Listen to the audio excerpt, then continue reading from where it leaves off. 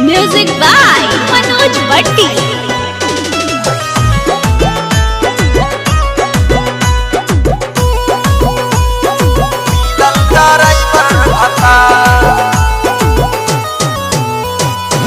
जियो पार गियर तोरे गाड़ी चला मेरा फतार, गाड़ी चला मेरा फतार।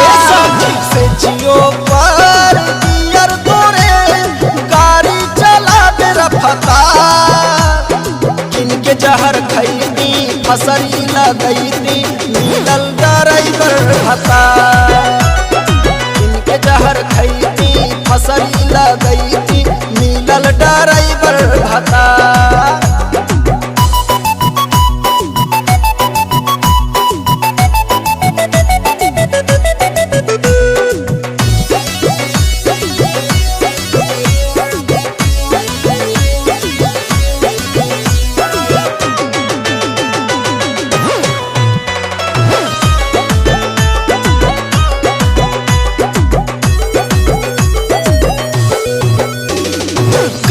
चलावे हॉर्न दबावे महीना में 20 दिन बहरे बितावे। ए सखी एको दिन घर रहो है। गाड़ी चलावे हॉर्न दबावे महीना में 20 दिन बहरे बितावे।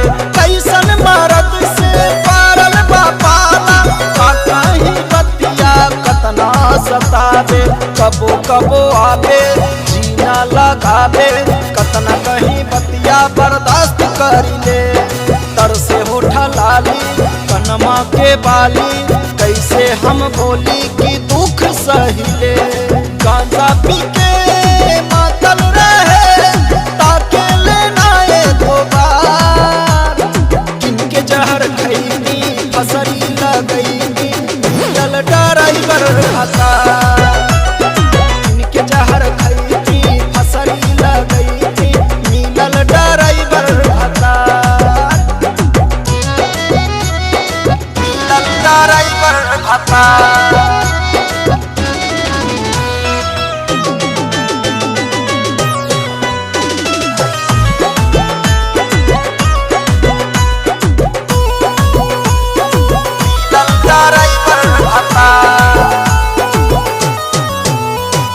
कैसन मुसीबत पारल बा माथे एको दिन ठीक से रहे न साथ। ये सखी बड़ा बिजी रहो है। कैसन मुसीबत पारल बा माथे एको दिन ठीक से रहे न साथ। कैसे रही हम एकरा के लेके पैनी ना सुख हम मर्द पे हाथ। खाली छुछे लैले कबना करैले दिले ना एको गोसाया सारी। रो रो बताई केकरा से सुनाई दिले दर्द मर्द के बिहारी। चंदन से हटल रही एकरा से नीमन बाया। किनके जहर खैनी फसरी लगैनी मिलल ड्राइवर फतार।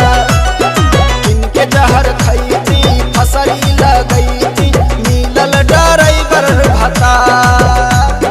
से जियो पार गियर तोरे गाड़ी चला मेरा फतार। किनके जहर खैनी फसरी लगैनी मिलल ड्राइवर फतार। किनके जहर खैनी फसरी लगैनी